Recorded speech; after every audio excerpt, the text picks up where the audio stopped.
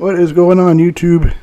I thought I'd go ahead and get a little political now. Check this out. It is larger than it's ever This been. just happened today.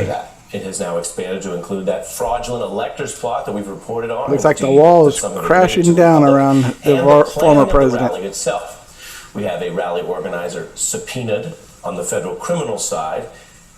This is crazy. A big deal anytime. It's not that difficult to find out that he was behind everything. The widening of the probe. Later tonight, we have someone who was subpoenaed by Check this Congress. Out. His own family is starting to turn on him. The source and the facts as we try to do around here. So that's coming up.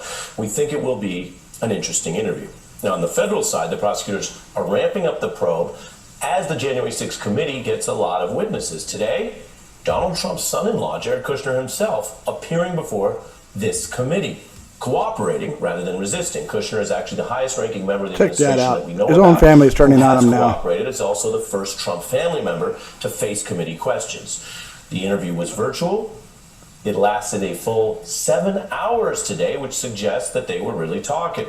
And by the way, in all fairness, we have been covering the They're talking all right. Here. They're finally talking. Decided to do this voluntarily. Voluntarily. He is an experienced person in government now, thanks to his family connections. But before all of that, he did earn a law degree. And he decided the way he wanted to play this was voluntarily rather than defying getting a subpoena. This is pretty interesting because this probe comes while there's also the questions about a missing 7-hour gap in the White House. Yeah, this probe is finding out a lot of information that we already know he's already at fault for January 6th. Check that out. Presidential call log that day. 7 hours of missing call logs. Accidental call from Trump while the Capitol attack was occurring. It was a obviously tumultuous time. But if you got a call during it, where's that call at on the log? A different senator on the line, and when he reached Lee, yeah, he's hiding something. Trump's phone number on Senator Lee's caller ID was recorded as a placeholder number that recipients see when you get a call from inside the White House. Because guess what? You don't just get the private number.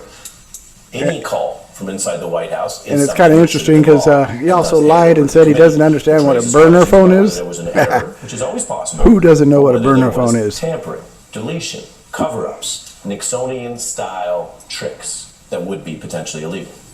Now, the feds are shifting the probe from prosecuting some of the rioters to scrutinizing people more closely tied to Trump and the efforts to overturn the election. January 6th. That's important because, as we have reported here, there are many legal ways to challenge what's going on after an election. Former Trump campaign advisor Boris Epstein, for example, insisted that he thought everything he was doing was legal, which may be why he spoke so freely about it. But the question is, when you cross over from your opinion about a race, which can include asserting things that turn out to be false, like saying the losing side won, that's generally protected speech because you just speak it. It's different if you take that opinion and you try to file it in court or with the Congress where the actual counting is being done, just like voter fraud is different. You can assert you have a right to vote that you don't have if you've been eliminated. I mean, some of these guys are so smart that they outthink themselves. Do it because, say, you've been banned from voting in a state. Well, the submission, the fake part, that's what becomes illegal. And that is... Forget expensive solar panels. Get Tesla Solar.